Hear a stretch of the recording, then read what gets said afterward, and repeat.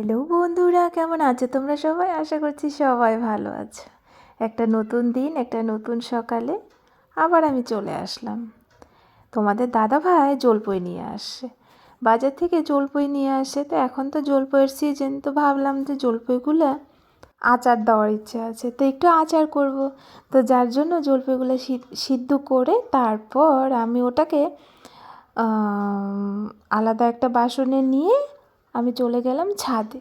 তো ছাদে যাওয়ার পর ওটা ভালো মতো চেটকিয়ে দিয়ে ছাদে রোদ্রুতে দিয়ে দিব।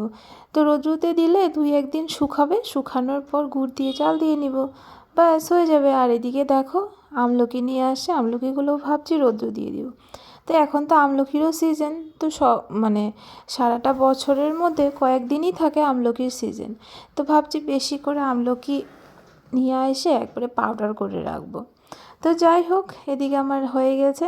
আর ছাদের থেকে এখন চলে যাব। আর সোনাটা আর স্কুল বন্ধ, এক্সাম সামনে, যার জন্য স্কুল বন্ধ। তো যাই হোক, নিচে যাব এখন। নিচে গিয়ে অনেকটা কাজ আছে, এদিকে সোনাটাকে পড়তে বসাবো। তো দেখো বলতে বলতে চলে আসলাম আমি নিচে। তো এদিকে সোনাটার এক্সামের জন্য আমার নোট তোলা বাকি আছে, তো আমি নোটগুলো তুলছি। তো আজকের মতো রাখছি, টাটা, বাবাই, ভালো থেকো তোমরা সবাই।